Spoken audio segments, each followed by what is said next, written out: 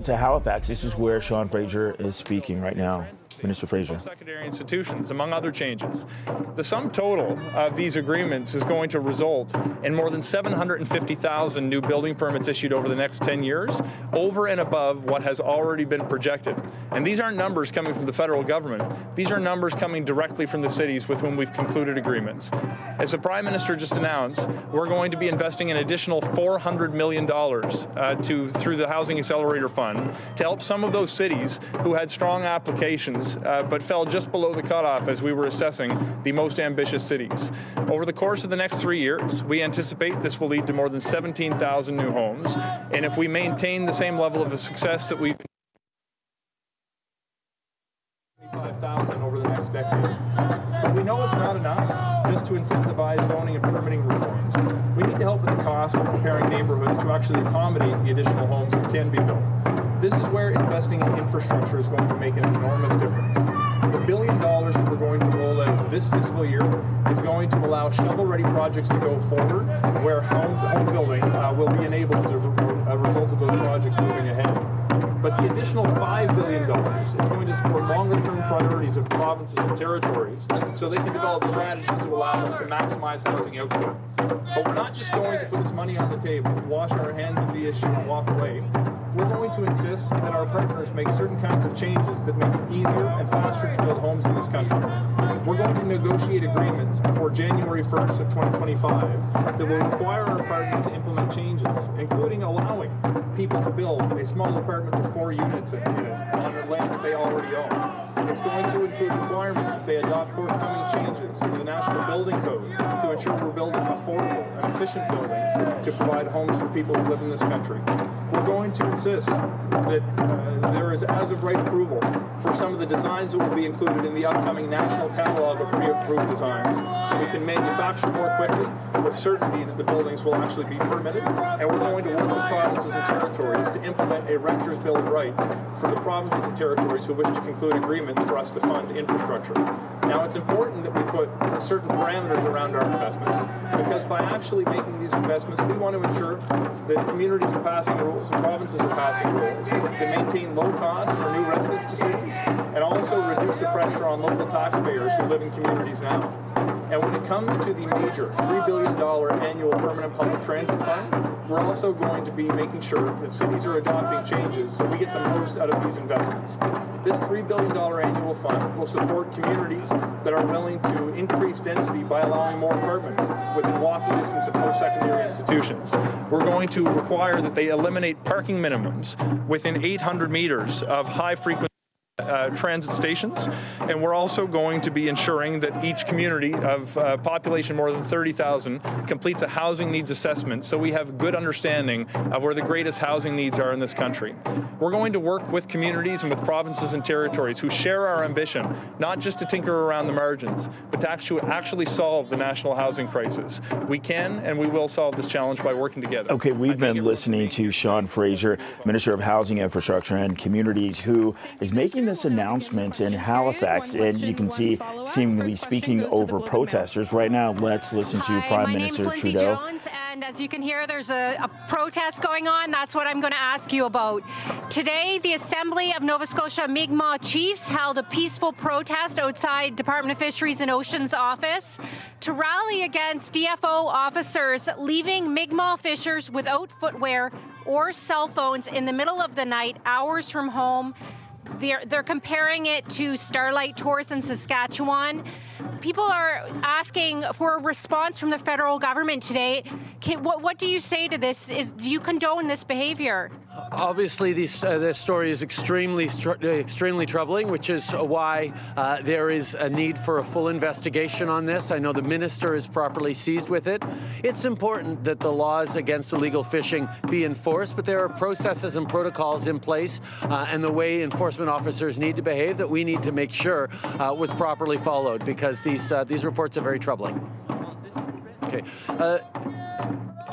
Cette histoire est extrêmement troublante. This is a very troubling story. The Fisheries and Ocean Minister is focusing directly on this issue and will look for a complete investigation. Certainly, we must make sure that rules and laws are followed in terms of conservation and eco-fishing, but at the same time there are processes to follow for agents who are doing this work, and we must make sure that they're always followed. What's accountability going to look like from your government for this? Well, I think the first step is making sure there's a full investigation into what happened, and then as the facts are made clear, there will need to be consequences and responses. Next question. Bonjour, Adrien Blanc de Radio-Canada. Radio-Canada. We've seen the plans presented by the federal government, a lot of announcements on housing, sometimes affordable housing, not much on social housing. Should the federal government force provinces to do more for social housing in Canada? On the contrary, we are doing a lot of assessments for social and affordable living housing. This is work we're doing with the municipalities, and today's announcement underscores the conditions that the provinces must meet to continue to get the investments to create more housing. This work we'll do ideally in partnership, but we know many provinces are underinvesting in affordable housing, and the federal government can be there to make sure that invest more in social housing. We see we're in this situation in part because the Conservative government for 10 years withdrew itself completely from social housing. There was no investment. And that's why for 8 years we've been there to invest and build affordable housing and work in partnership with municipalities and provinces, and we'll continue to do that. You're announcing billions of dollars in new spending in the next budget, and yet we're heading for bigger deficits than planned for. How will you balance this? First, I'd like to remind Canadians and reporters that Canada is in the best fiscal position of all G7 countries. We're the third biggest economy in the world and AAA credit from international agencies. We have the lowest deficit, lowest debt versus GDP in the G7, and we'll continue to have a responsible approach to fiscality. At the same time, yes, we are making historic investments in housing so that people can afford reasonable housing. We're making historic investments in dental care so that seniors and young people who don't have access to dental care can get it. We're investing historic investments for more daycare spaces across the country at a more affordable cost. These investments we're making will ensure a fair chance for every generation.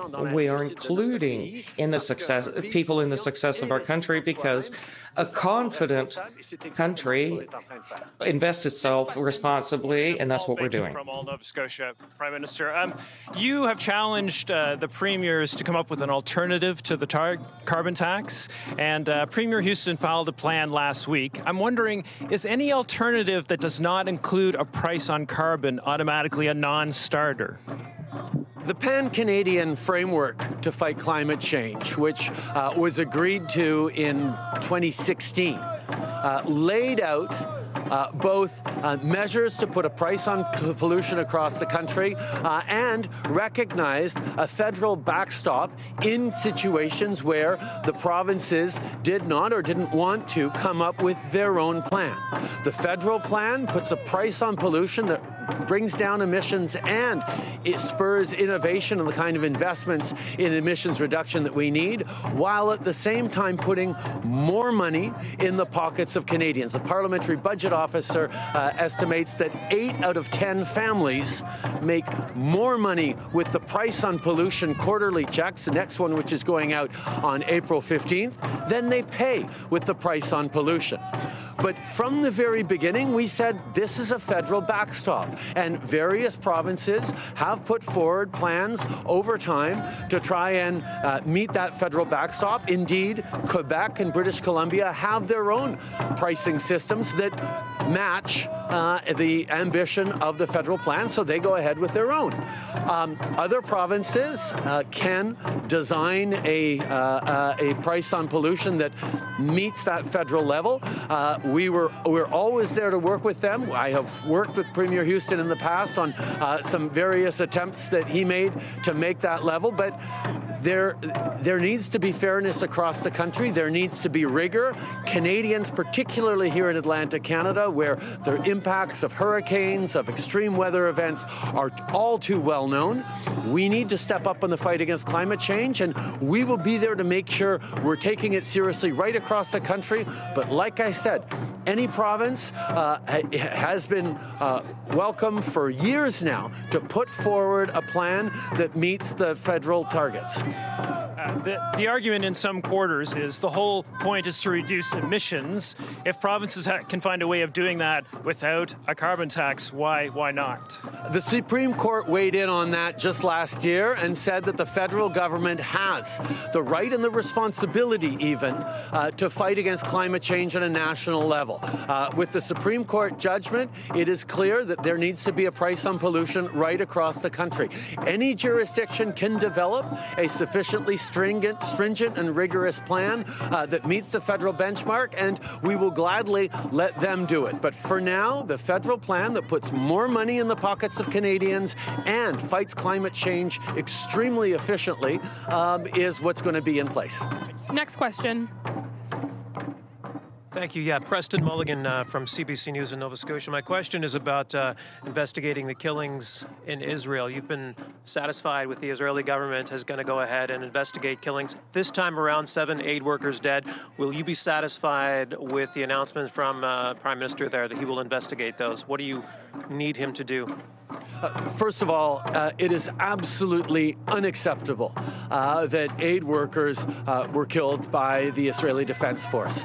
This is something that never should have happened, and we are heartbroken for the families and for the organization that has been putting people in harm's way to counter the extraordinarily devastating humanitarian crisis going on in Gaza right now. We obviously need full accountability and investigation in this. There needs to be clarity on how this happened, and we need to make sure that we are pushing continually towards a ceasefire so more aid workers are not in danger as they try to respond to the suffering on the ground in Gaza. This organization, World Central Kitchen, is one that many of us know well. I was in a NATO meeting in Madrid a couple of years ago where I met Jose Andres, who founded the World Kitchen, and the work they do all around the world in some of the most dangerous and challenging places to make sure that people don't go hungry is inspiring, and it's work that we need more of. That's why we need a ceasefire. That's why we need to increase the humanitarian aid going in to Gaza. We will continue to be pushing on the Israeli government to allow more aid in and to push for a ceasefire. My last question is, you've unveiled a series of promises in recent days that require provincial buy-in. Why do you believe that you'll have provincial buy-in across the country for these? We know that Canadians need help. Canadians need help on affordability. Canadians need help with housing. Canadians need help with things like a food school program. So that's why we are stepping up.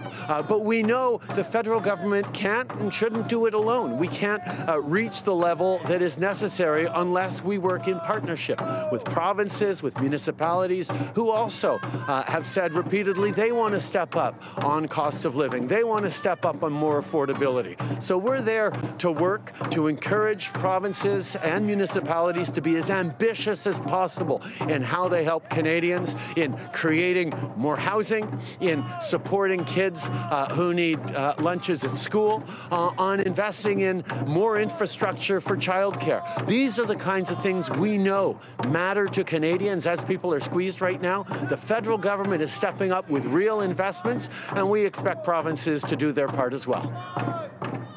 Sky Bryden-Blom with Global News. You recently said your government is working on both housing supply and demand by turning the dial down on temporary immigration.